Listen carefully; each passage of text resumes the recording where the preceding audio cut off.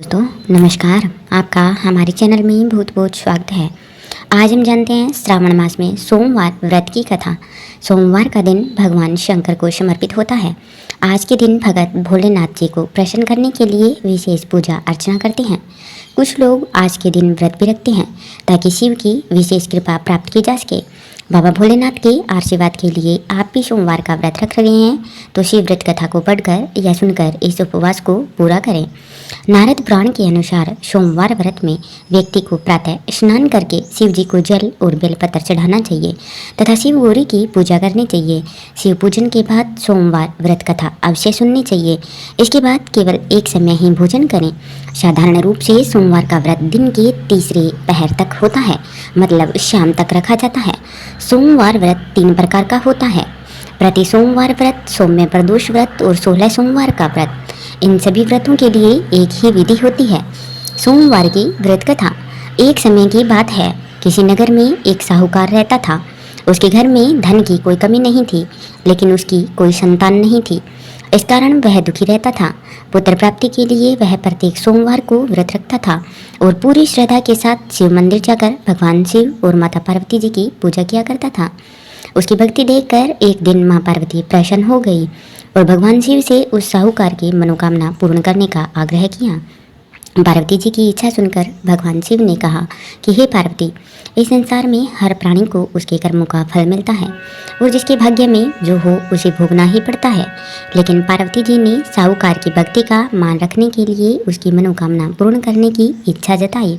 माता पार्वती के आग्रह पर शिव जी ने साहूकार को पुत्र प्राप्ति का वरदान तो दिया, लेकिन साथ में यह भी कहा कि उसके बालक की आयु केवल 12 वर्ष ही होगी।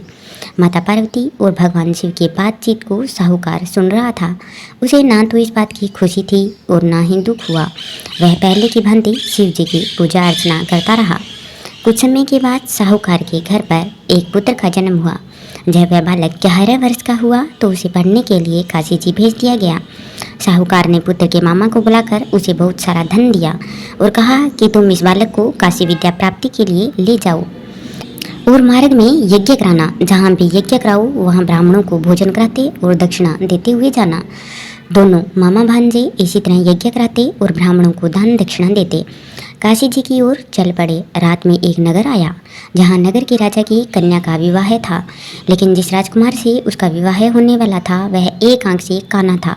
राजकुमार के पिता ने अपने पुत्र के काना होने की बात को छुपाने के लिए एक तरकीब सोची। साहूकार के पुत्र को देखकर उसके मन में एक विचार आया। उसने सोचा, क्यों न इस लड़के को दूल्हा बनाकर राजकुमारी से विवाह करा दूं। विवाह के बाद इसको धन देकर विदा कर दूंगा और राजकुमारी को अपने नगर ले जाऊंगा।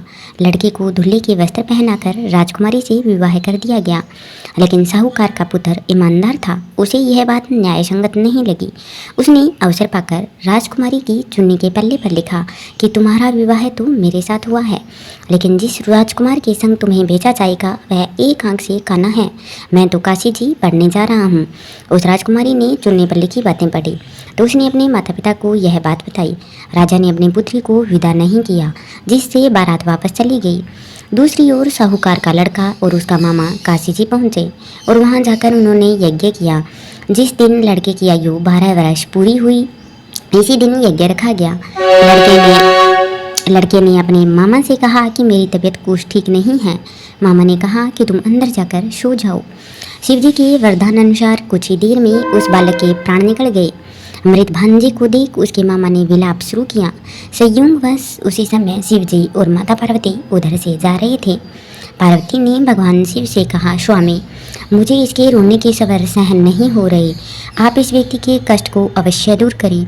जब शिव जी मृत बालक के समीप गए तो वह बोले कि यह उसी साहूकार का पुत्र है जिसे मैंने 12 वर्ष की आयु का वरदान दिया था। अब इसकी आयु पूर्ण हो चुकी है। लेकिन मातृभाव से विभोर माता पार्वती ने कहा कि हे महादेव, आप इस बालक को और आयु देने की कृपा करें, अन्यथा इसके वियोग में इसके माता पिता भी तड़फ तड़फ कर मर जाएंगे। माता पार्वती के आग्रह पर भगवान शिव ने उस लड़के को जीवित होने का वरदान दिया। शिव जी की कृपा से वह लड़का जीवित हो गया। शिक्षा समाप्त करके लड़का मामा के साथ अपने नगर की ओर चल दिया। दोनों चलते हुए उसी नगर में पहुँचे जहाँ उसका विवाह हुआ था। उस नगर में भी उन्होंने यज्ञ का आयोजन किया। उस लड़के के ससुर ने उसे पहचान लिया और महल में ले जाकर उसकी खातिरदारी की और अपनी पुत्री को विदा किया।